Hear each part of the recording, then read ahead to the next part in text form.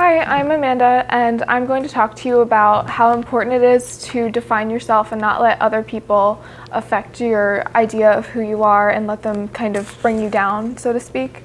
So, I'm in my third year of college right now, but back when I was in high school, I had a lot of trouble with friends basically throughout all of my high school years, and things are a lot better now, so I wanted to just sort of share some of my experiences and just kind of leave the message that it's important to be who you are and understand that.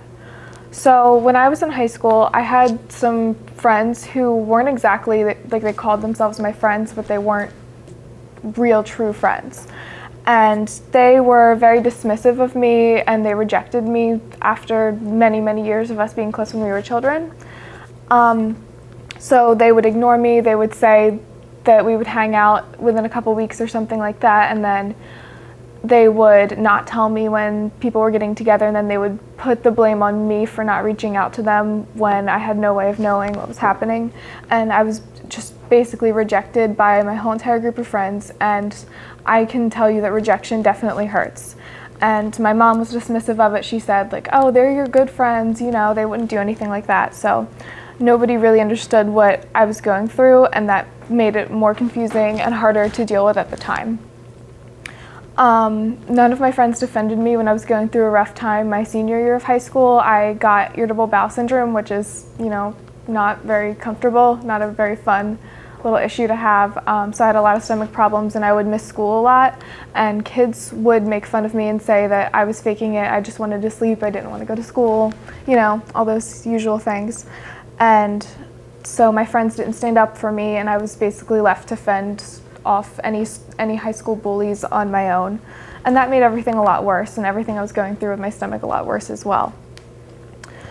So I came to understand that I was better off without these negative people in my life. For a while, I had been totally harping on negativity.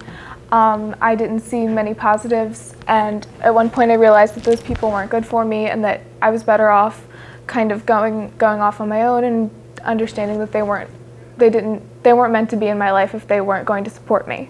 Sometimes your friends aren't good for you. Sometimes they will hurt you. Sometimes they will say hurtful things. They will reject you. And if you have the best friends in the world, that's great. That's wonderful. But think about how they really are affecting you, because sometimes it's really negative and you might not even realize it for a long time, just like I did. I came to understand that, and I'm so much better off for it. I've grown a lot. I've understood what a real friend is, and I've understood how to define myself without other people's negative expectations of who I am. Basically, just own who you are and be comfortable with it. And if somebody tells you that they don't like who you are, or they have an incorrect assumption of who you are, tell them what you really think, or understand that you're better without them in your life. I hope that younger girls can learn from my experiences and grow, because rejection can be really painful, especially when you're in high school, and especially when it's people that you care about and genuinely think support you. So if someone tells you you aren't good enough, they don't need to be in your life. You need to be good enough for yourself and not for others.